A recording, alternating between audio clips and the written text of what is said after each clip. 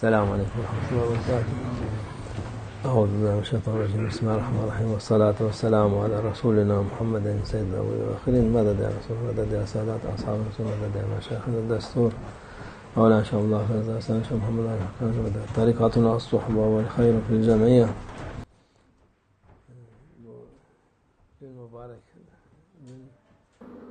آج کا دن مبارک ہے.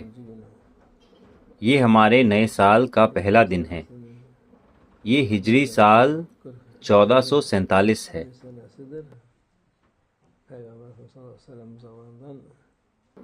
اتنے سال گزر چکے ہیں ہمارے رسول اللہ صلی اللہ علیہ وسلم کے دور سے. جنہیں ایمان ہے وہ اس کی قدر جانتے ہیں.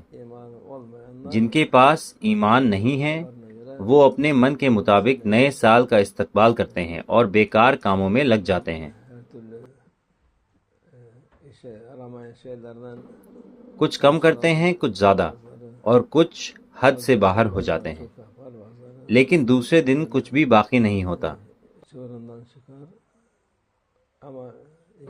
انہیں سمجھ نہیں آتا کہ وہ کیوں جشن منا رہے تھے، کیوں خوش ہو رہے تھے.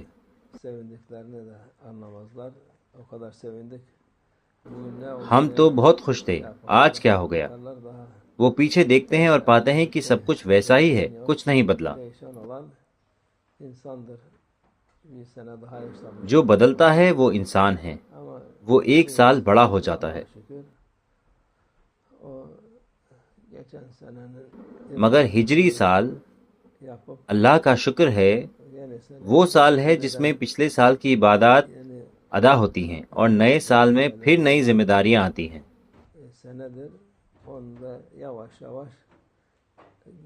اور دھیرے دھیرے وقت گزرتا ہے. اللہ عز و جل کی عبادت، شکر، حمد اور دعا کے ساتھ. اور اللہ انہیں ان کا ثواب اور اجر عطا فرماتا ہے. وہ لوگ کامیاب ہوں گے، وہ نقصان نہیں اٹھائیں گے. اس لیے ہمارا سال برائی سے نہیں بھلائی سے شروع ہو رہا ہے. آپ اس سال میں داخل ہوتے ہیں اپنے لیے، اپنے گھر والوں، بچوں، وطن اور امت کے لیے دعا کر کے. آپ بھلائی مانگتے ہیں، سچی بھلائی کی تمنا کرتے ہوئے مومنوں کا ایمان بڑھے اور لوگوں کو ہدایت ملے. یہ دعا کرتے ہوئے داخل ہوتے ہیں. آپ یہ دعا کرتے ہیں کہ وہ بھی ان خوبصورت دنوں اور لمحوں کا ذائقہ چکھیں. اللہ انہیں یہ عطا فرمائے.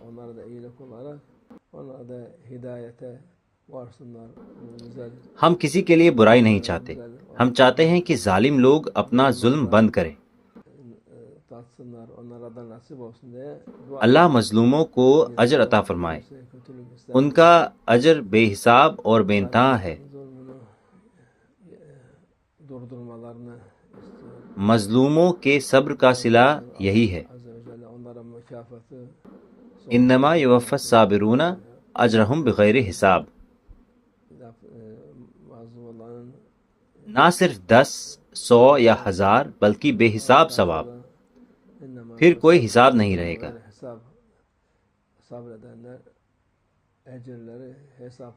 اللہ عز و جل اپنے خزانوں سے عطا کرتا ہے.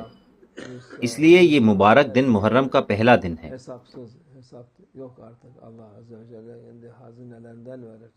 اللہ اس نئے سال کو ہمارے لیے بھلائی کا ذریعہ بنائے. جس کے پاس ایمان ہے اس کے لیے ہر چیز بھلائی ہے. جو بدلا ہے وہ یہ ہے کہ ایک اور سال گزر گیا.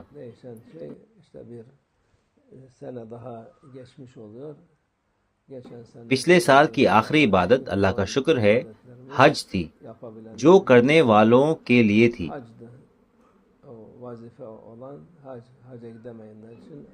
آخری فرض حج ہے. جنہوں نے اب تک نہیں کیا ان کے لیے یہ ابھی بھی فرض ہے. جو گئے وہاں پر، اللہ ان کا حج قبول فرمائے. بہت سے لوگ نہیں جا سکے. بہت سے ایسے تھے جو مکہ کی سرحد تک پہنچے لیکن اندر نہیں جا سکے. انہوں نے نیت کے ساتھ عمل بھی کیا اور وہاں تک پہنچے. اللہ ضرور ان کا حج قبول فرمائے گا، کیونکہ ایسا ہی ہمارے رسول اللہ صلی اللہ علیہ وسلم کے ساتھ ہوا تھا.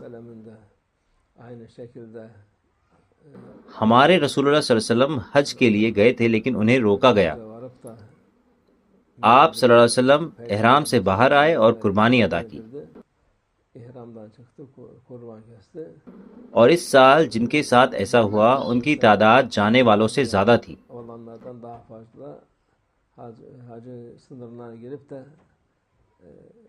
وہ حج کی سرحد میں داخل ہوئے، کعبہ کی زیارت کی، لیکن عرفات تک نہیں جا سکے.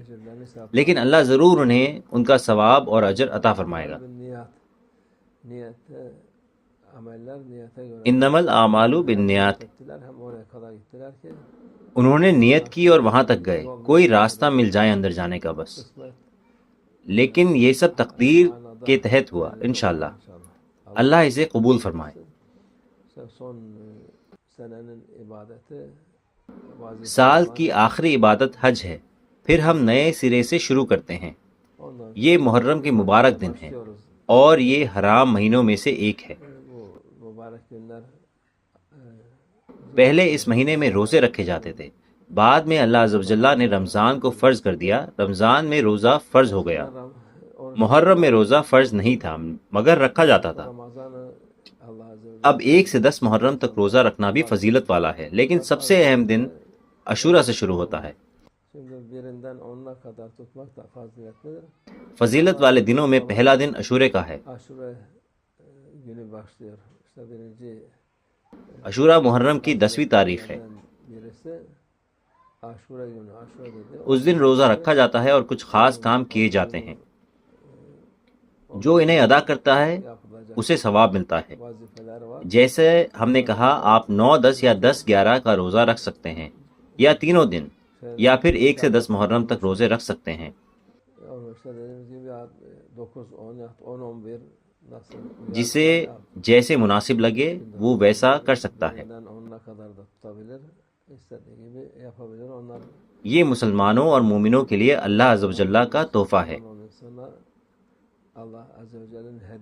اس کے بعد بے شک ہمارے پیارے رسول اللہ صلی اللہ علیہ وسلم کی ولادت اور مبارک مہینہ ربیع الاول آتا ہے. یہ بھی ایک مبارک اور عظیم دن ہے.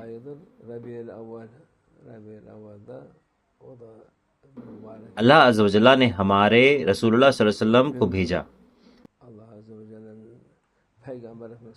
کچھ جاہل لوگ آج کہتے ہیں کہ یہ بدعت ہے، جبکہ ہمارے رسول اللہ صلی اللہ علیہ وسلم ہر پیر کو روزہ رکھا کرتے تھے. جب ان سے پوچھا گیا تو آپ صلی اللہ علیہ وسلم نے فرمایا میں اسی دن پیدا ہوا اس لیے روزہ رکھتا ہوں. تو ہمارے نبی صلی اللہ علیہ وسلم ہر ہفتے اپنا میلاد مناتے تھے کیونکہ آپ کی ولادت پیر کو ہوئی تھی. تو اگر ہم سال میں ایک بار منائیں تو کیا یہ زیادہ ہو گیا؟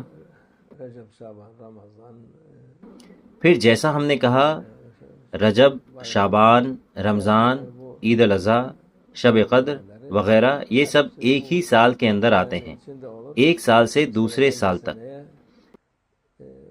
تو یہ سال ہرگز بیکار نہیں جائے. ایک مسلمان کی زندگی بیکار نہیں ہوتی، وقت بھی بیکار نہیں جاتا. سب بھرے ہوئے ہیں، کچھ بھی خالی نہیں ہے. کائنات میں کچھ بھی خالی نہیں ہے، تو اسلام کیسے خالی ہو سکتا ہے؟ اسلام بالکل بھی خالی نہیں ہے. جو اصل میں خالی ہیں، جس کی زندگی واقعی خالی ہے، وہ ہے جسے ایمان نہیں ملا. اصل میں وہی خالی ہے، چاہے وہ خود کو جو مرضی سمجھے. وہ ایک خالی شخص ہے. وہ ایسے لوگوں کے پیچھے بھاگتا ہے جو خود بھی خالی ہیں، جنہیں وہ سمجھتا تھا کہ بھرے ہوئے ہیں، اصل میں وہ بھی خالی ہیں، ان کے پاس کچھ نہیں ہے. اصلی بھرے ہوئے لوگ انشاءاللہ مومن ہی ہیں. ان کا ہر لمحہ قیمتی ہوتا ہے. ان کا ہر لمحہ اللہ کی رحمت اور ثواب سے بھرا ہوتا ہے انشاءاللہ. اللہ ہمارے ان دنوں کو مبارک بنائے انشاءاللہ. اس نئے سال میں اللہ صاحب کو بھیجے انشاءاللہ. ہم اسی کے منتظر ہیں. وہ دن بدن قریب آتا جا رہا ہے. انشاءاللہ یہ سال ہی وہ سال ہو. یہی ہماری امید ہے انشاءاللہ. ومن اللہ توفیق. الفاتحہ.